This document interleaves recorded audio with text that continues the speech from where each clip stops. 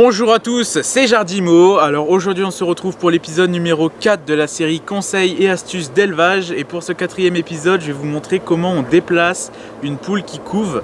Ça m'a été énormément demandé parce que ça m'est déjà arrivé plusieurs fois en fait de déplacer une poule qui couve. Et je l'ai montré dans mes vidéos nouvelles élevage que je l'avais déplacée. Du coup il y a plein de gens qui m'ont demandé comment je fais parce que c'est vrai que c'est pas évident. Des fois les poules arrêtent de couver, enfin c'est vraiment super compliqué. Et vu que je sais que beaucoup de personnes sont embêtées parce que les poules pondeuses se mettent à couver dans les pondoirs où tout le monde pond, ça crée un bazar phénoménal. Donc moi c'est ce qui m'arrive de temps en temps. C'est pour ça que je voulais vous faire cette vidéo aujourd'hui et que vous avez été aussi nombreux à me le demander. Donc je suis vraiment désolé, j'ai pas pu la faire avant tout simplement parce que pour faire ce genre de vidéo il faut un exemple, donc une poule qui couve. Et c'est pas évident parce que moi en fait si elle couve pas je vais pas couver en fait. Donc là il y en a une qui s'est mise à couver, du coup je voulais vous le montrer. Et donc c'est parti tout de suite après l'intro, je vais vous montrer comment ça fonctionne.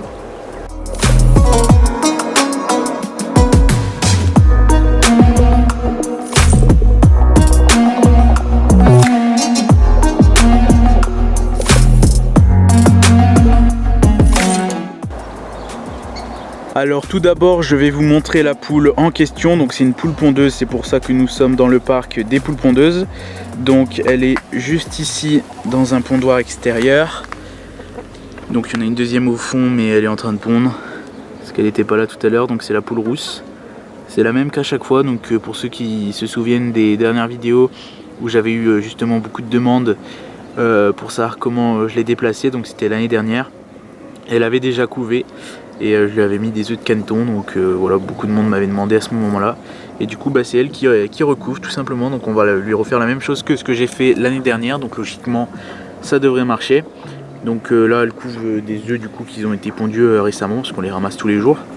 Et donc on va la mettre en clapier pour le temps de sa couvaison. Donc on va lui mettre 2 œufs pour l'instant pour voir si elle se met bien à couver, et ensuite si elle se met bien à couver je vais lui mettre une bonne dizaine d'œufs qui viennent de chez ma grand-mère pour tout simplement changer un peu le sang et pouvoir justement grâce à ces petits jeunes que je vais avoir me garder quelques poulettes pour l'année prochaine. Donc c'était très pratique, comme ça j'ai rien à racheter.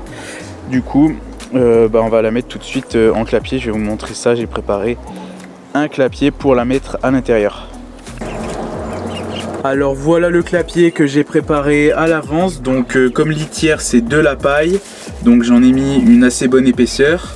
Ensuite ici j'ai mis une petite cagette en bois parce qu'en fait elle a toujours tendance à me casser les cagettes. Donc j'ai mis quelque chose de pas très important. Donc j'ai mis une petite cagette en bois avec de la paille au fond. Ensuite ici une gamelle de nourriture avec du mélange. Donc c'est du mélange Gramix de chez Versailles-Laga. Et ensuite ici de l'eau. Donc de l'eau toujours fraîche, même quand il fait chaud. C'est très important pour une poule qui couve, même une canne ou autre. Donc voilà, c'est très important. Et donc pourquoi j'ai aménagé le clapier comme ça? Donc déjà la paille, moi je mets toujours de la paille dans tous mes abris ou autres, je mets toujours de la paille, donc elle est habituée à la paille, donc je change pas, je mets de la paille. Dans le nichoir où elle couve, elle est habituée à la paille, donc je laisse de la paille toujours, c'est très important, il faut éviter de changer parce que sinon ça va la déstabiliser. La nourriture elle a toujours ça, donc elle a toujours ça. De l'eau, elle est obligée d'avoir de l'eau. Le seul truc qui change ça va être l'environnement. L'environnement où elle va être, donc habituellement elle est dans un bidon très étroit, donc ici elle va avoir un peu plus de place, donc logiquement ça ne devrait pas lui déplaire, mais il faut toujours mettre une cagette ou quelque chose pour qu'elle voit bien la différence entre le nid et le clapier en fait. Voilà, donc elle va aller couver là-dedans, je vais lui mettre 2 œufs et elle va aller couver là-dedans. Et sinon si vous mettez juste 2 œufs comme ça, elle va les couver un peu n'importe où, donc ça n'a aucun sens. Donc vaut mieux mettre une cagette ou même un bidon ou autre, le mieux pour éviter de la déstabiliser. En fait moi je peux pas mettre un bidon là-dedans parce que ça prend trop de place, c'est pas évident. Mais voilà, il faut faire au mieux pour éviter au maximum de ne pas la déstabiliser, de faire en sorte que ça ressemble le plus possible à là où elle couvait en fait. Ensuite au niveau des œufs, donc ça va se faire en 2 étapes. Donc tout d'abord je vais mettre 2 œufs dans la cagette, donc 2 œufs qu'elle couvait là actuellement. Donc 2 œufs, c'est des œufs frais en fait qui ont été pondus aujourd'hui, qu'elle a chauffé toute la journée, qu'ils ont son odeur. Donc je vais lui mettre ici pour qu'elle repère bien, qu'elle se souvienne et tout, pour éviter de la déstabiliser. Je vais lui mettre dedans. Logiquement vu qu'on est le soir, elle va aller se mettre dedans directement. Elle va y passer la nuit et demain matin si elle couve bien, je vais pouvoir lui mettre les œufs que j'ai ramenés du coup de chez ma grand-mère, donc il y en a une dizaine qui sont du coup d'un autre sang que mes poules, comme ça je pourrais les garder pour l'année prochaine.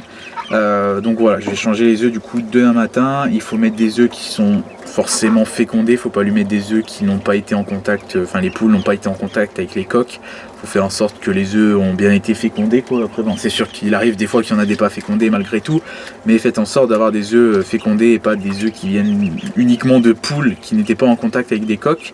C'est très important, sinon elles vont couver pour rien.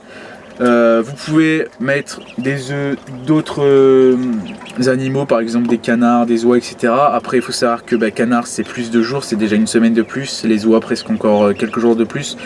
Donc vaut mieux éviter en fait. Ça m'arrive des fois, l'année dernière j'ai mis des œufs de canard parce que j'avais que ça.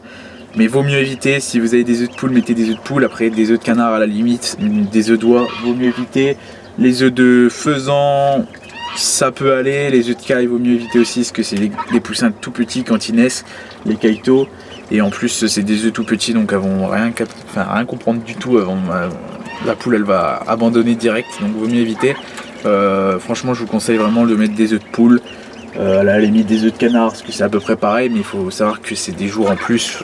Donc voilà, vaut mieux éviter. Les dindes, les pintades, par contre, il n'y a aucun souci. Mais voilà, vaut mieux quand même éviter et rester sur les poules. Voilà. Du coup, voilà, le clapier, il est prêt. Donc là, on est le soir. Du coup, je vais la mettre à l'intérieur avec 2 œufs qu'elle avait en dessous elle.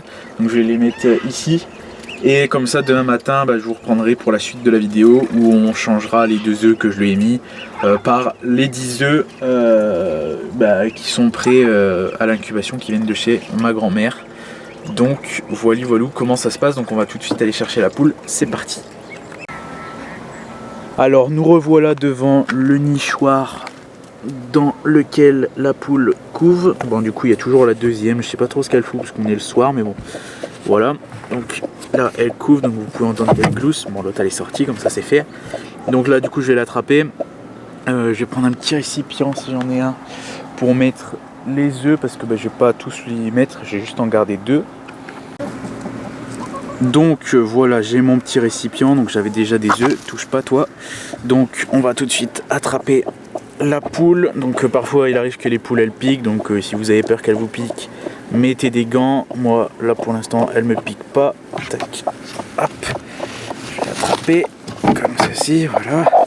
Et donc vous pouvez voir qu'elle couvait quelques œufs, calme-toi poulette.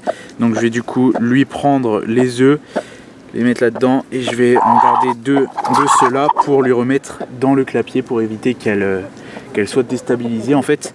Donc je vais faire ça tout de suite, mais je vous coupe 2 minutes, je vous reprends juste après parce que c'est pas évident à une main. Alors voilà, j'ai posé 2 des œufs qu'elle avait en dessous elle, juste ici. Donc j'ai fait un peu une forme de nid et comme ça je les ai posés en plein milieu du cajot pour qu'elle les voit bien. Donc ils sont encore chauds, c'est ceux que je viens de lui enlever. Comme ça va éviter au maximum de la déstabiliser. Donc j'ai pas mis le bon nombre d'œufs, j'en ai juste mis 2 parce que des fois les poules quand ça leur plaise pas, il leur arrive de casser. Donc pour éviter le gaspillage j'en ai mis que 2. On sait jamais, mais je pense qu'avec elle ça devrait aller. Donc du coup je vais la lâcher. Tac. Donc là ce soir elle risque un peu de longer la grille un peu pour comprendre comment sortir, mais je fais ça le soir tout simplement parce que vu qu'il fait noir, du coup elle va chercher à se coucher et donc elle va trouver la cagette et elle va aller se mettre à couver et logiquement demain matin quand je vais revenir elle sera sur le nid et du coup j'aurai plus qu'à changer les œufs et ce sera excellent. Bon là elle va un peu gueuler, elle va découvrir un peu les lieux, mais je pense qu'elle connaît, ça fait déjà 2 fois qu'elle y va. Et du coup après elle va certainement se mettre sur la cagette, couver les œufs et du coup on se retrouvera demain matin pour changer les œufs. Donc là pour l'instant elle a pas l'air trop agitée. Ça c'est un peu normal, elle découvre. Bon voilà, vous pouvez voir qu'elle a déjà pris ses marques, elle boit. Donc ça devrait le faire. Là vu qu'il commence à faire noir, elle va chercher à se coucher et elle va du coup logiquement, si elle n'est pas trop bête, se coucher dessus. Donc voilà, vous essayez de faire, si ça vous arrive, en sorte que ça se produise exactement de la même manière. Voilà. Du coup, là on va se retrouver du coup demain matin pour mettre les œufs si elle est bien sur le nid. Donc on va la laisser découvrir les lieux, gueuler un petit peu et puis se coucher. Et du coup on se retrouve demain matin pour voir si elle est bien sur le nid. À demain. Alors on se retrouve le lendemain matin, donc comme vous pouvez le voir, la poule est bien sur le nid, donc elle s'est mise à couver hier soir directement après que je sois parti. Donc je suis revenu dans la soirée et puis elle était déjà en train de couver, donc c'est parfait, c'est vraiment une très bonne poule. Et du coup on va pouvoir lui mettre les œufs, donc je vais vous montrer ça tout de suite. Juste avant, je tiens à m'excuser si vous entendez beaucoup de bruit derrière, tout simplement parce que on est en pleine période de moisson, du coup il y a des moissonneuses tout autour de chez moi. Et ça n'a pas arrêté de la journée, donc du coup je suis obligé de faire la vidéo avec ce bruit, donc j'espère que ça va pas trop vous déranger. Là elles sont assez loin, donc ça devrait aller. Du coup on va pouvoir lui mettre les œufs. Donc juste avant, petite précision sur les œufs, donc je vous en ai déjà parlé dans la partie de vidéo que j'ai fait hier. Surtout c'est très important, les œufs, faut bien mettre des œufs si vous voulez vraiment la faire couver, faut vraiment bien lui mettre des œufs que vous êtes pratiquement sûr qu'ils soient fécondés, donc que la poule a bien été en contact avec un coq. Après ça peut arriver que le coq n'ait pas fait son boulot, dans ce cas là c'est pas votre faute, mais surtout ne mettez jamais d'œufs de poules qui n'ont jamais été en contact avec un coq, sinon c'est absolument impossible qu'il y ait des poussins. J'ai déjà des gens qui l'ont fait, donc voilà, ça peut paraître logique pour certains, mais c'est très important d'y penser, parce que certaines personnes oublient et mettent des œufs qui n'ont pas été en contact avec les coqs, donc ça ne peut pas fonctionner. Et dans ce cas là, autant arrêter la poule de couvée. Donc pour arrêter la poule de couvée, je vous ferai une prochaine vidéo dans la série, mais je sais pas exactement quand, parce que c'est pareil, il faut un exemple. Donc voilà, je vous ferai une prochaine vidéo où je vous expliquerai comment faire arrêter une poule de couvée. C'est pas évident, mais c'est possible. Et donc du coup là on va mettre les œufs. Donc faut pas en mettre trop, mais il faut pas en mettre trop peu non plus, quoi. Faut mettre moyen, quoi, parce que il y en a des gens qui mettent que 2 œufs, des fois il n'y a pas de poussin. Donc la poule elle est un peu dégoûtée, quoi, et c'est compliqué de l'arrêter de couver après. Donc moi je mets souvent beaucoup d'œufs, donc là j'en ai préparé 12. Comme ça je suis quasiment sûr qu'elle aura au moins un poussin, sinon c'est vraiment la poisse, quoi. Voilà, donc là c'est des œufs qui viennent de chez mes grands-parents, donc c'est pas du sang de mes poules, pour changer un peu de sang. Donc c'est très important, les œufs, faut bien les analyser, donc qu'ils aient une forme classique, qu'ils soient pas trop petits, pas trop gros non plus, donc moyen on va dire, comme celui-ci. Pas trop petit, pas trop grand. Il faut pas qu'ils aient des formes bizarres. Il faut pas qu'ils aient de fissures ni de cassures. Des fois il y a des petites cassures au bout, il faut pas qu'ils en aient. Voilà, faut éviter les œufs sales aussi, éviter les œufs pleins de sang, parce que des fois ça les déstabilise. Il faut des œufs classiques, quoi. Après la couleur on s'en fiche, mais il faut des œufs de forme classique. Donc du coup, tout d'abord je vais enlever les 2 œufs qu'elle a en dessous, elle, que je lui ai placé hier. Gentil. J'espère qu'elle va pas me piquer, parce que c'est assez douloureux. Hop. 1, 2, voilà. Donc ces 2 là, elle les a couvées qu'une journée. Donc, tac, je vais les mettre juste ici. Et je pourrais les manger, quoi. Elle les a couvées qu'une journée, donc c'est pas bien grave. C'était juste pour voir si elle se mettait bien sur le nid. Et du coup, on va lui placer des nouveaux œufs. Ils sont juste là. Doucement, hop. Donc on les place comme ça sans la soulever du nid. On prend tous les œufs, hop. Voilà. Doucement. On peut voir qu'elle est assez. Elle se laisse quand même bien. Hop. Elle se laisse quand même bien mettre les œufs en dessous. Il y en a qui se jettent sur nous. Bon là, elle essaye quand même de me piquer, mais je mets les œufs tout autour d'elle. Et elle va les placer elle-même. Si vous avez la possibilité de les mettre en dessous elle, c'est encore mieux. Mais sinon, hop, parce que là elle va me piquer sinon, et ça fait quand même assez mal. J'ai déjà plein de coups sur ma main, donc je vais arrêter. Tac. Et elle va logiquement les placer toute seule. Voilà. Tac. Je te laisse tranquille. Place-les toute seule. Voilà.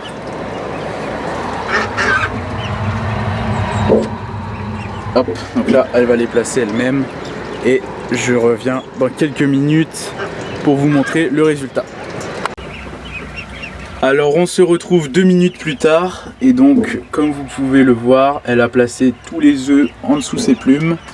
Donc c'est parfait, elle a 12 œufs. C'est juste top du top.